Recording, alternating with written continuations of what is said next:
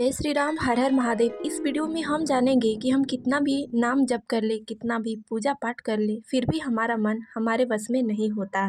हमसे न चाहते हुए भी पाप कर्म हो जाते हैं, हमारा मन विचलित रहता है। तो ऐसे लोगों के साथ अंतिम समय में क्या होता है?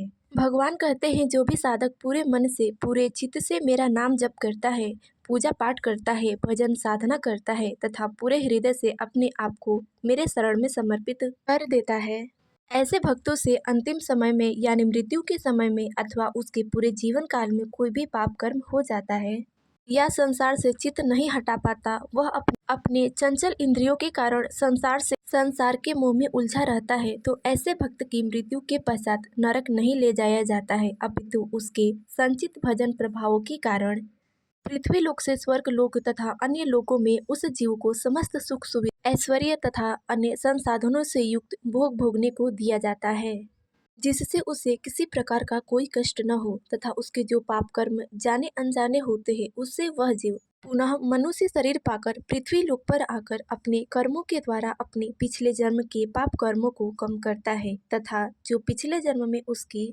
भगवत प्राप्ति की इच्छा अधूरी रह गई थी, उसे इस जन्म में पूर्ण कर ईश्वर को प्राप्त कर उनके धाम में जाता है।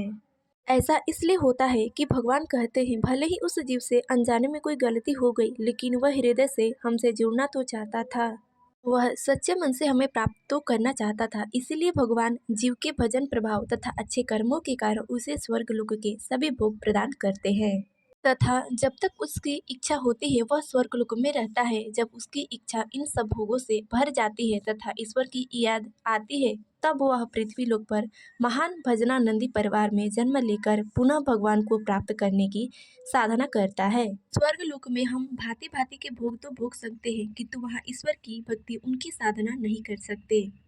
अगर हमें ईश्वर को प्राप्त करना है तो हमें मनुष्य रूप में पृथ्वी लोक पर ही करना होता है। इसीलिए कहते हैं कि देवता भी मनुष्य रूप के लिए तरसते हैं। इसीलिए हमें जब मनुष्य रूप में जन्म मिला है तो इसे व्यर्थ नष्ट न कर अपने कुकर्मों को सुकर्मों में परिवर्तित करते हुए अपना कर्म निष्ठापूर्वक निभाते हुए ईश्वर की भक्ति अंत समय तक करनी चाहिए। संसार के भोग तो भोगने चाहिए, किंतु सदैव अपने अपने मन को उसमें लिप्त नहीं रखना चाहिए। हमें ईश्वर का धन्यवाद देते हुए भक्ति में जीवन व्यतीत करना चाहिए, जिससे हमें अपने अंतिम समय में ईश्वर की प्राप्ति हो सके तथा जन्म जन्मांतर के लिए जन्म मृत्यु के चक्कर से छुटकारा मिल जाए।